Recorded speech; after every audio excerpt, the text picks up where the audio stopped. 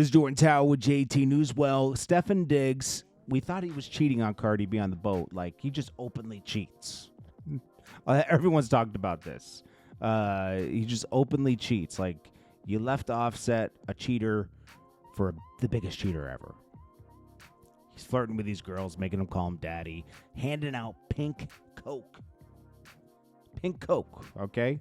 Which makes everyone think that Cardi B's on that pink Coke. Offset accused her of being on that Coke. And now here we go. So they're having this big boat party. And Cardi B is just on there. Cardi B has 3 kids. Okay, yeah. Someone will get in the comments, oh, she can't have fun too? Dude, she's wilding out, bro. Like, this is crazy. Like, you're supposed to be Offset too. Like, you guys got to be more mature. Like, Cardi B, maybe she wasn't mature enough to have children yet, you know? She's 32. She's still young, you know? Like, maybe she should have waited till she was 35, you know? Because, honestly, she's still got that wildness in her system. And I don't know. What she's doing now is super reckless. This is things you do in your early 20s, you know? And Stefon Diggs is in hot water with the New England Patriots because now they're like, okay, we might have to, like, reprimand him, you know, in some way, because this is like, he's been caught. He was filming it. He's filming himself mess up. I mean, he's telling on himself. It's crazy. It's crazy. It's insane. At the Diddy trial yesterday, Gene Deal had to knock out some YouTuber, G Dot or something, that got in his face during the trial or after outside. He ended up knocking him out.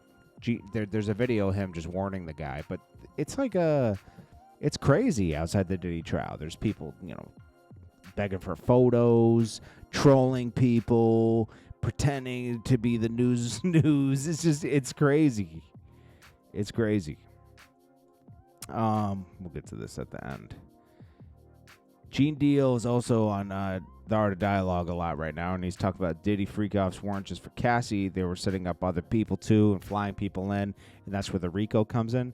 I haven't heard one mention of RICO yet, but we'll see. I mean, there's still the rest of this week, which is going to be really just about Mia, the other assistant.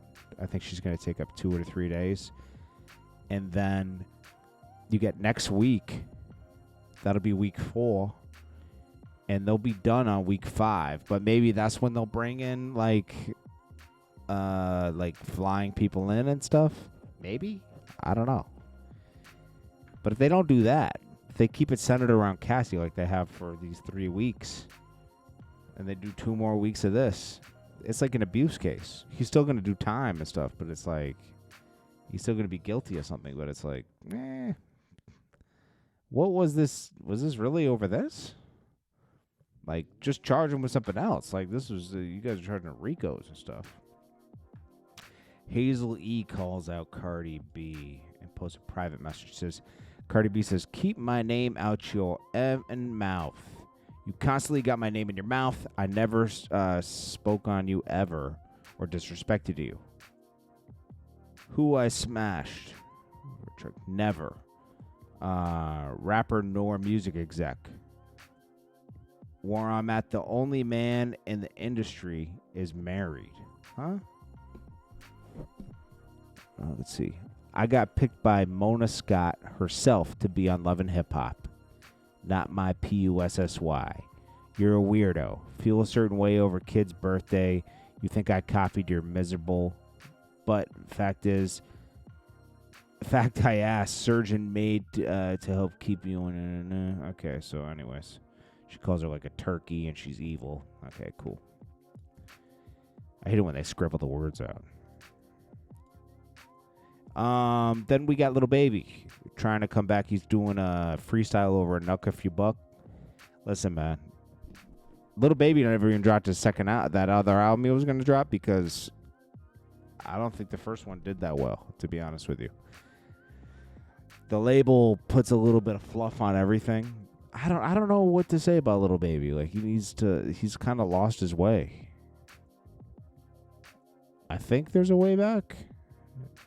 I think he should do like an album with Young Thug or somebody or something. He should probably do a joint album with somebody to kind of get like some mojo back. Maybe Future.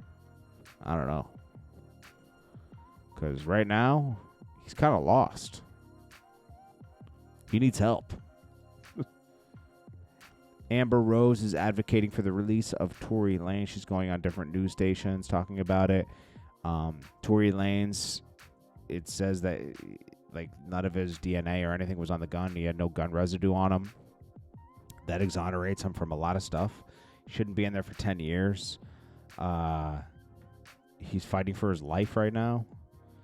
I agree. A lot of people are stepping forward and, you know, like, hey, like, this needs to be looked at again. This is a tragedy. It's a tragedy. And then let's talk about Snoop Dogg, man. You know, I keep coming across, for some reason, the Angie Martinez interview he did a while back keeps popping up on my timeline. I don't get why, like, Snoop's a legend and everything, right? Of course. You know, like, he's the most recognized person in hip-hop, probably, period, or globally. But the way he just openly admits to, like, turning his, like, to betraying everybody on death row is crazy. He talks about when he first went to New York to shoot a video with Dogg Pound. He went on the radio trying to help, you know, tell everybody from New York to come in the video. We mess with y'all. Why would you be doing that when Pac just came over there, right? And he has his problems with Biggie. But why wouldn't you include Pac in it? Because it makes him look shady. Like, if you're just coming out doing this on your own and Suge and Tupac aren't on the same path and you're from the same label, it looks shady. And the way he can't understand that, like, he's part of a gang. He should know you move in unity, right?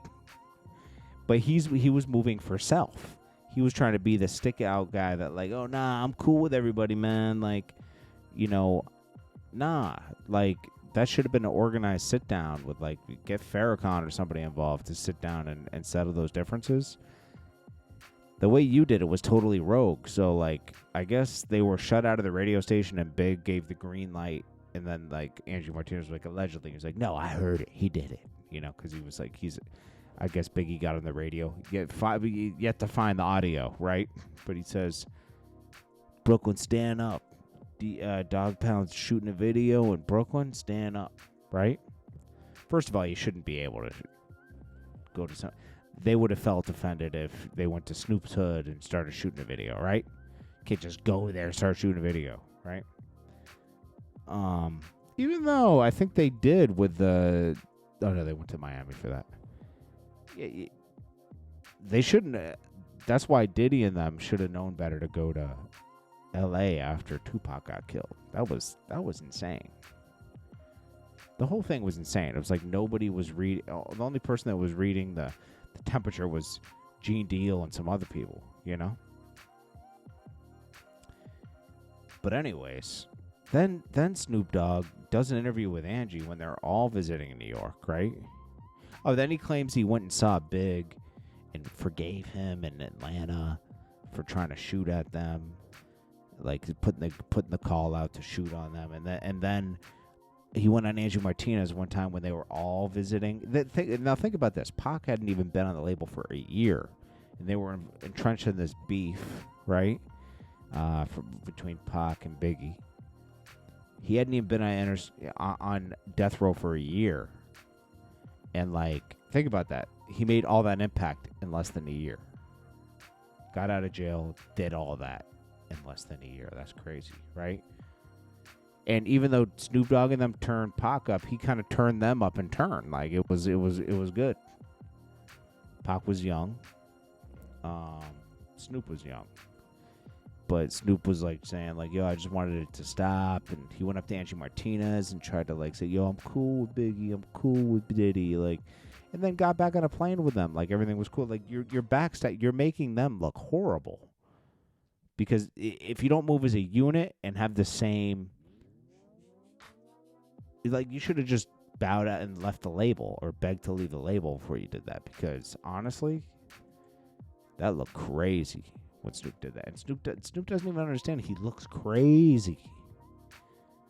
Crazy. The way he moves, He does that to this day. He moves crazy. He just like does things and then says, oops. And he gets away with it every time. I don't know. Snoop's wild, bro.